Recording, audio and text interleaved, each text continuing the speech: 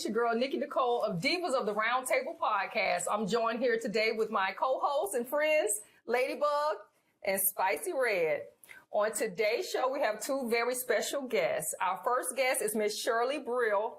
Shirley is the founder of EMAT, which stands for Educating Minorities About Transplants. EMAT Inc. is a 501c3 nonprofit organization that educates and spreads awareness about organ, tissue, and eye donation.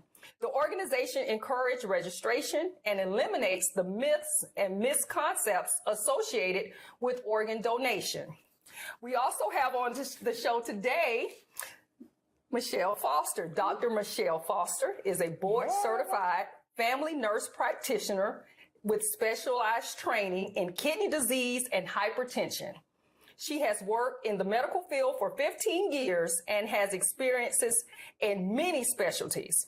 Dr. Foster is a native of Jacksonville, Florida, and was raised in the Northwest Quadrant of Duval County. She is a graduate of the Jean Ribaud High School, and she's also a graduate of Jacksonville University, where she received her doctorate of nursing practice. She is also a graduate of the Mayo Clinic College of Medicine and Science, where she became the first neuropathy nurse practitioner fellow in the United States, and she's also been published in the National Kidney Foundation Journal as a seasoned nurse and now a healthcare provider. Dr. Foster is passionate about meeting people where they are to help improve the overall health and well-being of the community. You ladies and gentlemen, please welcome to the show Dr. Michelle Foster and also Shirley Brill. Thank you. Okay, I made it through it. Yes. Well, these braces won't let me be great. Y'all just don't understand. Okay, so I want us to start off because when I read your thing, Shirley, when you were saying eliminating the myths about organ donation and stuff, and I've heard so many wild stories, like people tell you don't put your name, don't put it on your ID, because if you get in an accident, they will see that you're an organ donor and they won't try to save your life because they want your organs, you know. And so that's a lot of myths. I don't even want to say it's in the Black community, but I don't know how far out that story has reached. What are some of the challenges that you have faced as far as trying to educate people about the myths of organ donation? Well, that's one of the main things that we always hear. And I don't think it's just in the Black community. It's everywhere. But we're concerned because we know that there is a need for kidneys, mostly in the African-American community. Okay. I was trying to give you an exact number, but it's at the top of the list as far as transplants are needed for African-Americans. If you can think about how many dialysis centers we have basically in our communities. I was sharing with someone, I know probably in a 5-mile radius of my home, there are at least 5 dialysis centers. So that tells you something, you know, and they are all full, I'm sure. So unless we can get rid of some of these myths and misconceptions, that's one of the main ones. They won't try to save me if something should happen. But most people don't realize is in order for you to be, even if you're a registered organ donor, you would need to pass in a correct way. And that may sound strange, but unless you are in a hospital setting on a ventilator, then those organs are not vital, so they can't be used anyway for transplantation. It's not that you can pass at home or, you know, in different situations. You have to be hooked up to that ventilator so that those organs can stay vital, and that's the only way you can go to surgery and leave the gift of life for someone else. That needs to be known. All right. Okay. Well, Michelle, what are some of the things that you have seen in your 15 years of practice, a trend? Do you see it increasing the number of cases of people with kidney disease, or are people now, because it's a health movement, you know, people are starting to, you know, be more conscious about what they eat and exercise. So, I mean, so it appears on social media. I don't know. People always claiming to eat right and exercise. Are you all in the medical field seeing a downward trend, or is it still creeping up because of the amount of unhealthy foods out there on the market? So chronic kidney disease, also known as CKD, is the fastest growing disease in the United States of America. Non-communicable, which means you can't transmit it to someone. Okay, the fastest growing in the United States. So in 2019, Medicare spent $124 billion treating CKD patients. Why so much?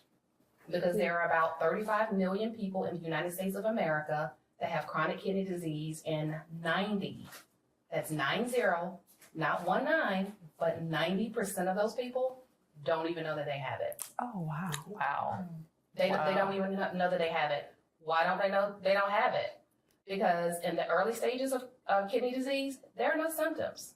So just like high blood pressure is considered the silent killer, kidney disease is also. Because by the time you realize that something is going on, you're probably on your way to a dialysis center. Oh, wow. You know, and nobody should be put in a situation to where they have to make a life-changing, because being on dialysis is life-changing. Yes. Having end-stage renal disease is life-changing. No one should be in a moment like that without time to prepare, without time to have support, without time to correct and prevent, because the reality is, most times, chronic kidney disease is preventable. But one thing that it is not reversible. Oh, wow. So there are things that we can do, and a lot of it deals with diet, you know, lifestyle changes, the things that we're doing, the things that we're not doing, going to your provider regularly, not just because you get sick or you think you got COVID or something else you caught, you know. We have to be proactive in taking care of ourselves, you know, otherwise we are going to be put in these dilemmas to where, you know, we end up in an emergency room and someone tells you, your kidneys are failing. We got to start dialysis. So, not what you want. So basically, what is kidney disease? What is kidney disease? All right. So kidney disease, chronic kidney disease, first of all, is anytime your kidneys aren't functioning chronically, not functioning the way they should chronically. According to the medical field, chronic means 3 months or more. Okay. Okay. So it doesn't have to be a year, it doesn't have to be 2 years. Okay. So anytime your kidney is impaired and it's not functioning optimally or the way that it should be. So with chronic kidney disease, there are 5 stages of chronic kidney diseases. Okay. Of course, you know, stage 1 is going to be when you just first start, you know, seeing some decline. You can go from 120, which is the highest to optimal, all the way down to zilch 0, or less than 15, which is when you're in end-stage renal disease. Okay. So based on where you are in that stage tells you how critical it is. But what we're doing or what we're seeing, at least, you know, the nephrologists and those of us in the nephrology world are seeing that patients don't know that they have this because they're not going to their primary care provider, or the primary care provider, they're not sending them to the nephrology department in time enough to slow the progression to keep it from progressing to end-stage renal disease. So once you find out that your kidneys are impaired, okay, I would say if you're at your GFR, and I know I'm probably getting a little technical here, but just, you know, basic things. So GFR, your GFR is how well your kidneys are filtering. Okay. So there are a couple things that you want to ask your provider, and a couple things that you need to know. You need to know, first of all, what are my kidneys doing? What are my kidney numbers? Okay. A lot of times I notice in just our community, well, just people in general, we get so lax and so careless about, oh, it's not that bad. Oh, it's just 1/10 of a point off, or is this, or is that, when you really don't realize, yeah, it may be within the normal range right now, but last week you were at 90%. This week you at 70. Don't you think it's a red flag if your kidney function has dropped 20% in a week? Yes. It's a red flag. Yes. You may still be within that window of okay, but you're not okay. Exactly. Okay, so you're not just looking at where I am in this point in time. Look at trends. Ask questions. If you have a provider that has problems with you asking questions, find you another provider. Yes. Okay? And I know that's hard for people when they feel like that they're stuck, you know, and people know more than you know. They know more about medicine, but nobody knows your body better than you. Amen. Nobody knows your body better than you. So ask those questions. And if you don't know, you keep asking until you get them, or you find someone that will give you what you need. Okay. So my next question would be, what are the symptoms? What are some of the, just the small symptoms, big symptoms? What are some of the symptoms if you have kidney problems or kidney disease? What are some of the symptoms? Okay, so that's a great question. It's probably the most common question that people ask. There aren't any. That's why it's called the silent killer. Oh. Now, by the time you start having symptoms, you're probably at stage 4, probably stage 5, which means you're on your way to dialysis. Okay, so you feel fine. You're still doing all of the things that you normally would do. Nothing seems off. And then all of a sudden, something's wrong. You know what I mean? Yeah. So by that time, it's too late. But once you get to end-stage renal disease or CKD stage 5, there are a couple things that can happen. You can have fatigue. You can have nausea, brain fog. You can actually start having like a metallic taste in your mouth. Okay. You can start to have tremors, low urine output. Okay. Okay. Actually, too much urine output. Sometimes if you have protein that's spilling in your urine, which you should not have. Okay. Yeah. Watch out for these keto diets. I know we all trying to lose weight, but y'all be careful. Okay. Yes. Foam, bubbles in your urine. Oh, okay. Okay. Tea-colored urine, which means your urine is the color of tea, it's really yellow, concentrated, things of that sort. So those are things that happen later on, but of course by that time, it's like, It's late. It's too yeah, so we want to prevent instead of cure. Okay. Okay. I have a question for Shirley real quick. Are there any age limits that will disqualify a person to donate or receive a donated kidney? There is actually no age limit for a transplant. The only thing is, recently we interviewed someone who was 81, Okay. looking for a kidney, a living donor. And it's probably hard. He was looking for a living donor. But if your body can withstand that surgery, then you're a candidate and someone will list you. Now, I don't think different centers have different rules. And it won't be every transplant center that will take someone. I think the age is around 65 or somewhere like that. But if your body's in good shape, you could possibly be a candidate. Okay. And like she was saying, once you get to that point of stage 5, I've heard so many stories from transplant or those leaving dialysis. Now they have to look for a living donor or get on the list. Like she said, it's too late. Can you imagine how difficult it is to have to ask someone, would you be an organ donor and give me a kidney? I mean, it's not like you're asking for $50. Yes. It's hard to get $50. It's hard to get 50. You know, you're actually asking someone, would you give me the gift of life and donate a kidney to me? So that's a very difficult ask, but there are so many people out there who are searching for that special someone who will give it to them. And so many of us are dying. Because like she said, most of the times we don't want to let others know that we have that need. Or we put it off so long. I know so many people in that situation. You know, well, I thought I had time. Well, I didn't have time to go to the doctor because, girl, you know, I got to work. And then as an end result, like she said, you're at stage 5. Ma'am, I'm sorry. You're at end-stage renal. We're going to have to take you upstairs. And next thing, I've heard so many people say they were afraid. They rushed them off to surgery. Next thing, they're giving them a fistula. And they just have no understanding of what's happening. When it could have been prevented, because, it's just a simple ask of your physician, like she said. Know those numbers. A1C. You have to be aggressive with your health. Nobody cares like you about you. Ask, what's my A1C? What is my EGFR? Like she was saying, and they just changed that law last year. They had a separate way to calculate for African Americans, and they just eliminated that last year.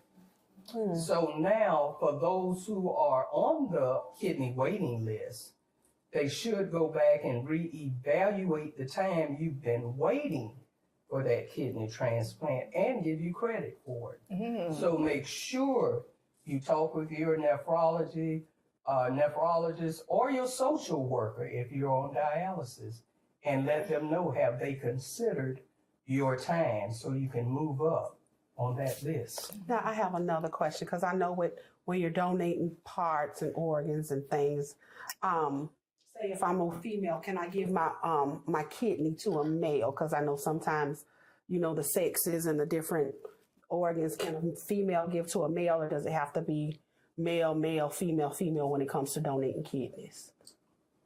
You can. Okay, because I know with some organs you're not able to. Well, I didn't know if she wanted to answer it, but it doesn't. There are certain things that have to match, but the main thing is blood type. Body size does matter. Okay. But those are two major things we know.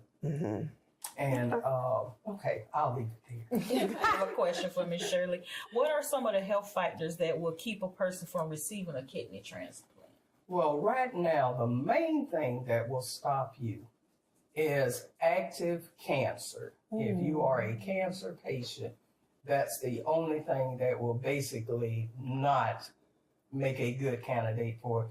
Anything else, let the doctors decide. That's the best thing. Let the doctors decide. Because a lot of times, people they don't want this, they don't want that with a deceased donor. But as a living donor, they're going to test you for everything to make sure that you are a good match. It's for the betterment of the transplant, for the recipient, and for the donor, because they want to make sure that both of you are in good shape and that it's a good match. Although I am not a kidney recipient, I am a double lung transplant recipient. Somebody left me lungs 16 plus years ago. And I thank God, because it was a good match to have these lungs for 16 years. So organ donation does work.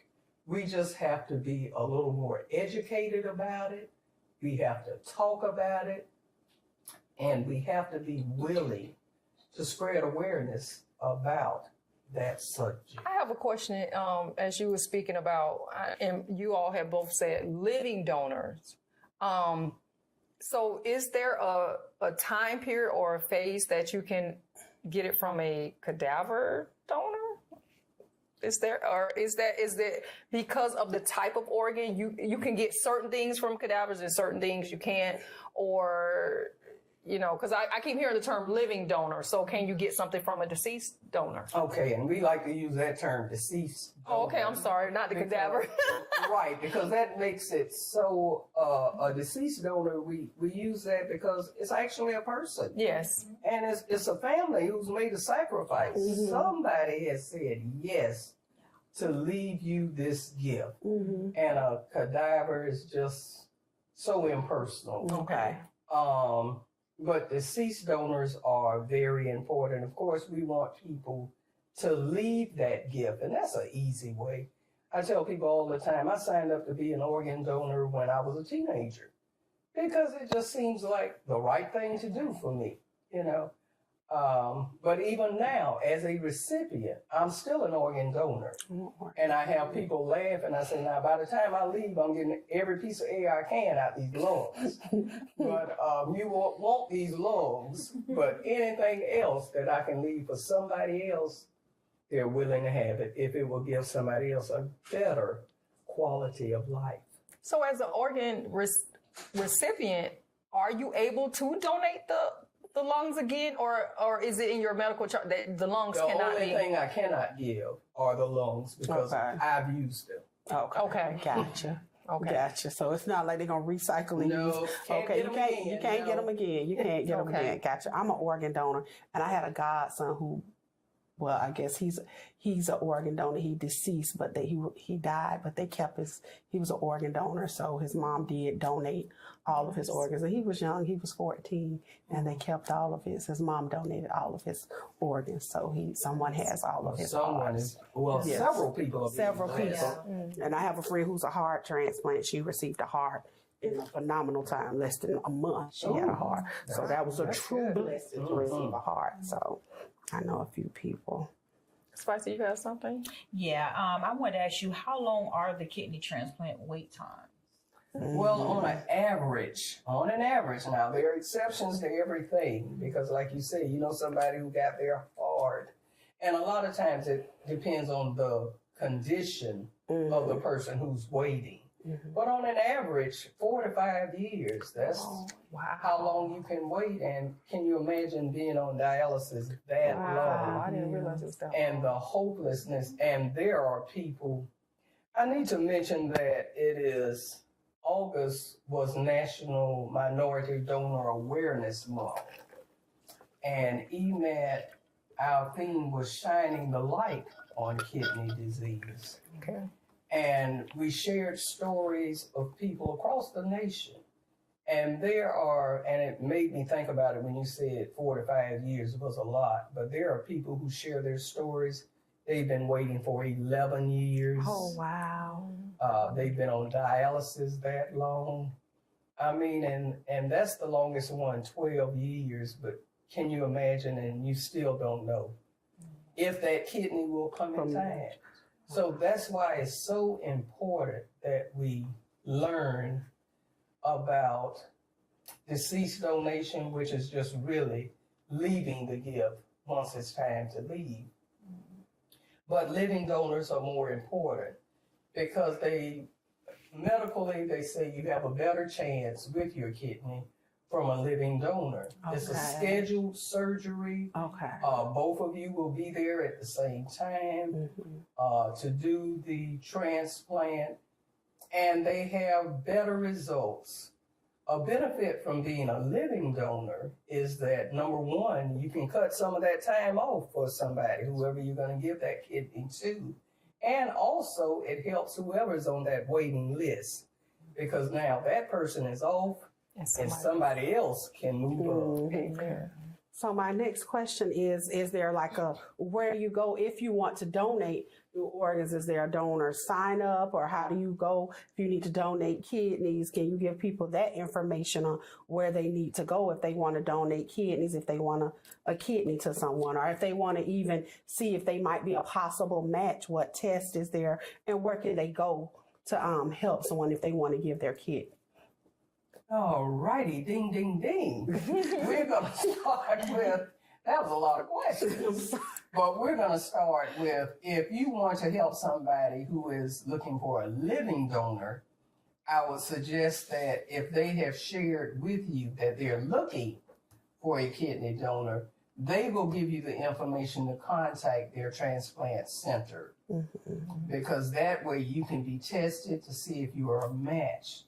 The reason why I said that was a lot of questions because there are so many ways now you can give. They also have shared or paired exchange because even now, if you're not a match, then if you're willing to give a kidney, then you can still give that kidney and it may not match that person, but there is someone else That might be who may want to give a kidney and their kidney doesn't match. So it's called the paired exchange program. Okay. Now, there are companies that do things like that, and I shouldn't say companies, but they're transplant organizations, national organizations like Donate Life. That's one place you can register here in Florida. Of course, every state has one. So here is Donate Life Florida. You can sign up as a deceased donor. You can register on our page on EMAT. And That would be my recommendation. There's also UNOS. Like I said, there are different agencies, and that's all they do. Register people, and you can go on that website and read and find out information as to how you can become a living donor if you are that person. I have a question for you, Dr. Foster. How does having high blood pressure affect the kidneys? So I'm glad you asked that. So high blood pressure is actually the second leading cause of kidney disease. Diabetes is number one. So one of the main functions of the kidney is to help regulate your blood pressure. Okay, and if your blood pressure is out of whack, then of course it's putting extra stress not only on the heart but on the kidneys. Everything is working harder. So now you're damaging the kidneys. The blood vessels are impaired by high blood pressure. So you have, your renal artery and vessels and all that things that need to function properly in order for your kidneys to filter, in order to, produce those hormones that regulate, the blood pressure. And it has a hard time doing that when you don't have your blood pressure controlled or even diabetes. Because diabetes and hypertension, number one and number two cause of chronic kidney disease. Oh, wow. Okay. And then what are some foods? Are there certain foods that are bad for you or bad for your kidneys? What are there? So, with kidney disease, it's not necessarily a one size fits all, and I know people try to make everything, oh, my doctor told me don't do this. My doctor told me, yeah, but you got this and I don't have that. So I can eat that and you can't. Okay. So stay over there. So it's not a one size fits all. Okay. Yeah. And of course, it's going to be based on here again, your 5 stages of the CKD. Okay. Someone that can eat, like for instance, this protein. Yeah, I'm coming for y'all with this keto. I am coming for y'all. So, as we know, this keto is high in protein. Yes. Okay. When you have chronic kidney disease up until, about stage 4, okay, they want you to limit your protein. Okay. So all of the medical professionals out there on social media telling everybody to stop eating carbs and just eat protein, don't do that. Okay. Because you could really be putting someone in some serious health conditions. They think it's innocent. And we know that your intent is pure, but please don't do that. Okay. Your kidneys are not going to be able to filter all of that protein. Gotcha. And that's when you found the protein in the urine at that point? Yes. And that's when you see your foam, and that's when you see your bubbles and all of those things. And you need carbs. It's a major source of energy for the body. You need carbs. It's just how you select your carbs, which carbs you need to eat. So when you have CKD stages 1 through 4, they want you to limit your protein. Not saying you can't eat protein. Try to go with the plant protein versus the animal protein. Yes. But by the time you get into renal failure or stage 5, they want you to increase your protein, because guess what now? Your kidneys are gone, you're on dialysis, and dialysis is filtering the protein, so now you need it. So it varies. It varies based on person to person. And then, of course, if you have kidney stones is another thing that kills your kidneys. Autoimmune diseases with kidney stones, diet is very important, and I don't know if y'all see a theme here. Everything is kind of related to food, what you eat. I mean, common theme here.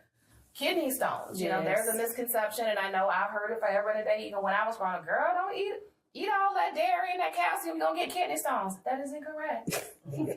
That is not it, okay? Actually, the most common kidney stone is made of calcium oxalate.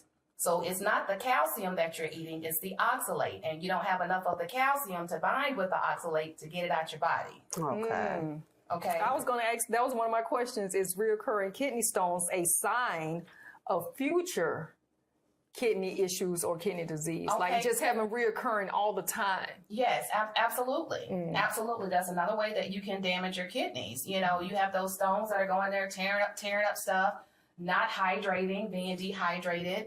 NSAIDs, okay? So NSAIDs are your non-steroidal anti-inflammatories. That's your Aleve, that's your Advil, that's your ibuprofen, that's your naproxen, that's your Goody powder and that Coke, your BC and that Coke. All of those things have to be filtered through the kidneys, and it's damaging on the kidneys. There are medications that your doctor give you, not intentionally, that if you have chronic kidney disease can damage your kidneys. This is why it's so important to know what your numbers are if you have CKD, because if you do, I can go to the doctor and get an antibiotic. You can go and get one too. But if you get an antibiotic and you got CKD and we have the same disease, your dose should be adjusted based on your kidney function. Okay. Okay, so this is not a one size fit all and girl, what you did and I'll do that. No, we can't do that. Yes. Okay. So what kind of tests, like to just find out where you're at, like will a CBC do that, or is it some kind of, when you go to the doctor, a lot of times they take your urine. I know when we have our union physicals every year, they have us to, pee in the cup and put it in the window. And I'll admit, it's been several times, even doing drug testing on the vessel. And I'm like, I'm looking like Samuel Adams in the cup. Like I got some beer. Seriously. And I know when I look at my body, and it's different when you have urine in a toilet bowl, because that water has diluted it some. It can give you a false sense of clarity, so to speak. But when you have it in a cup and you actually can see it, and I knew, I was like, I'm in trouble. Like, I'm not doing, I knew, I could tell by that. I could tell by like the potassium deficiency, like me catching Charlie horses all the time. And I could kind of tell with my body that I was neglecting my kidneys by flushing and hydrating and doing what was needed. And so I was just wondering, like, I know I have these tests every year, but what do the average person need to request from their physician to at least get some kind of insight early in the game and not stage 3 or 4 or 5? And they call you, Shirley, about, help me out. You know what I'm saying? What can people request specifically? Like, hey, I want to have this in part of my yearly physical. Right, my physical. So generally, if you go to your doctor's appointment regularly for annuals, which I am highly encouraging that you do, there are a set of labs that they're always going to order. So you mentioned the CBC. They will order that. So that's going to look at your blood, your blood cells and all of that thing. That'll tell you if you are anemic. The kidneys actually produce a hormone that produces those red blood cells. So for you anemic people out there, might be your kidneys. Not saying that it is, but it could be.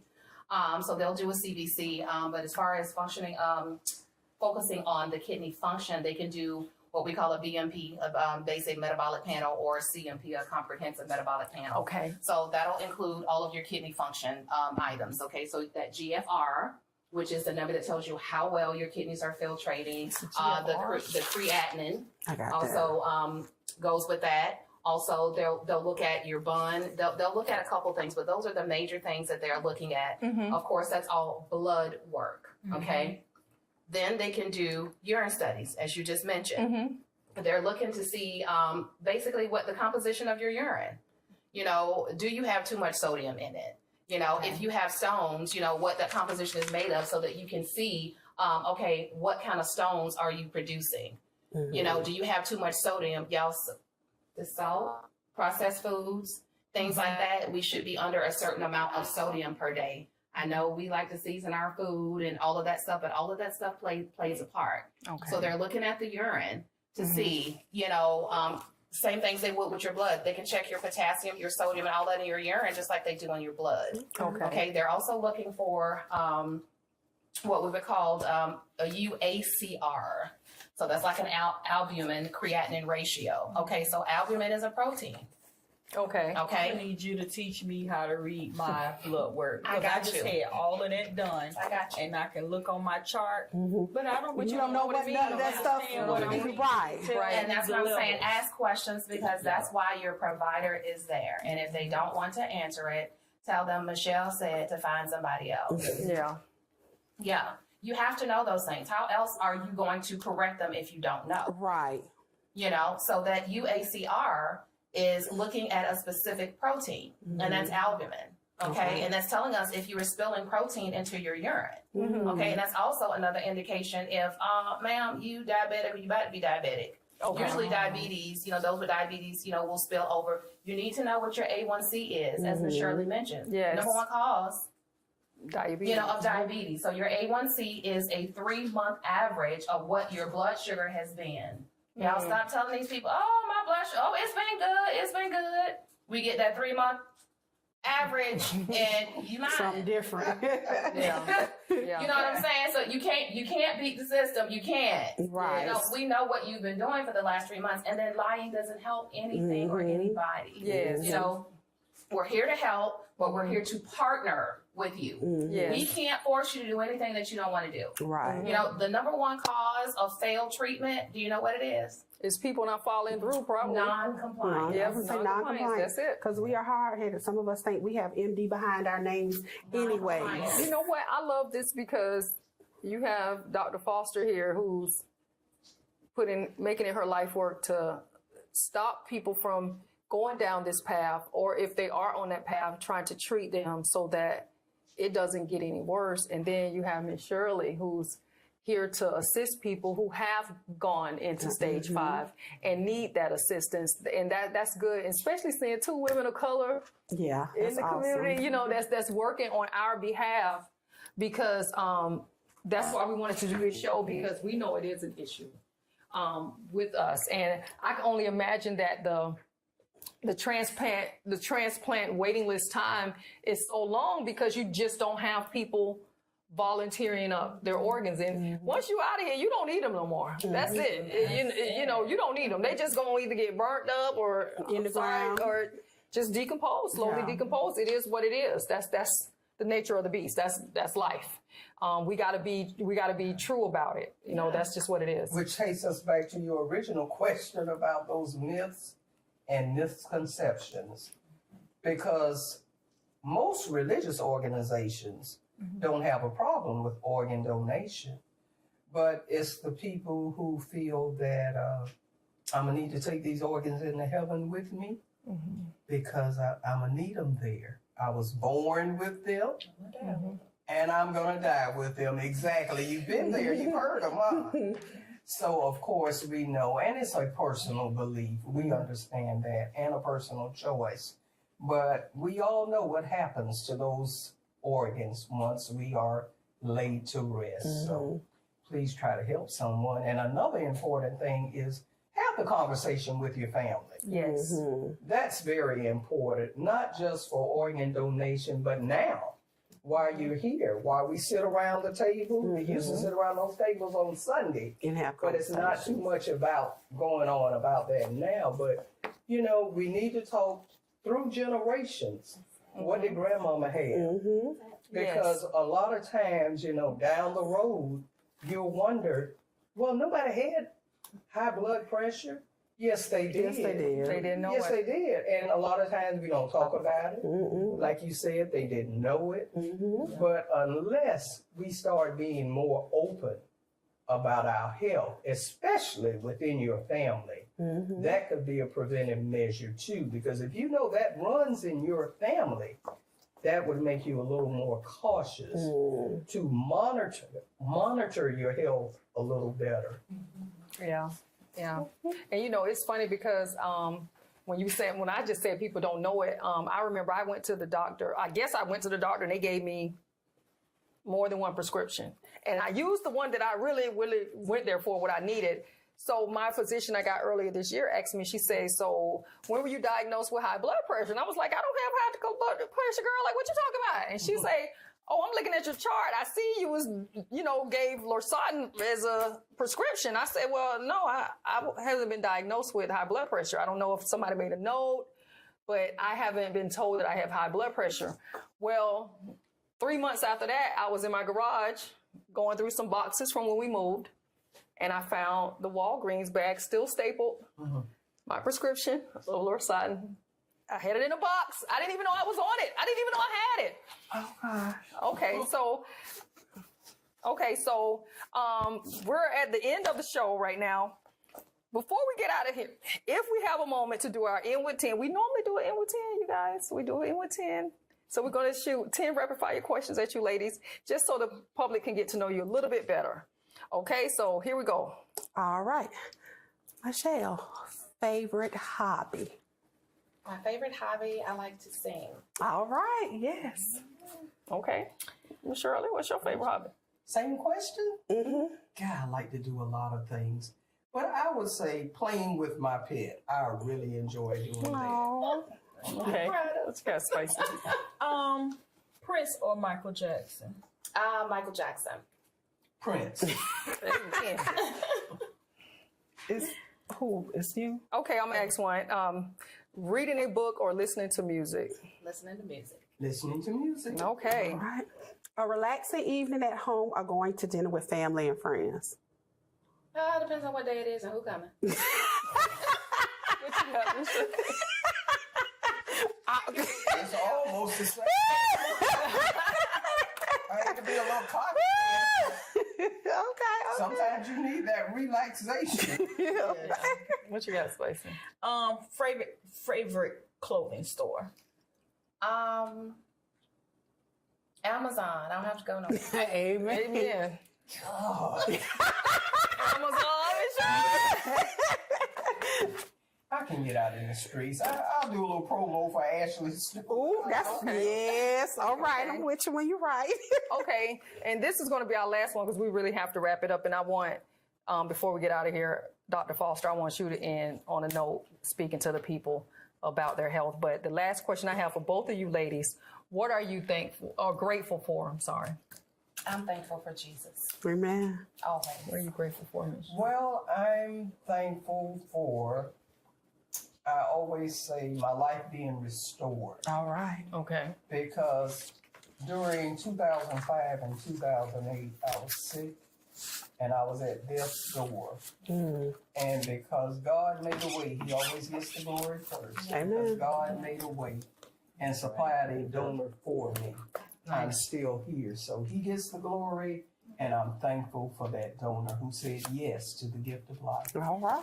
Okay, Dr. Foster, so please take it away. Let the people know.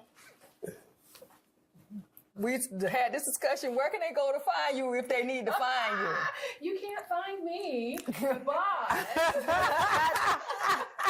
what I would like you to do is, first of all, have regular appointments, ask the questions, find out what your numbers are.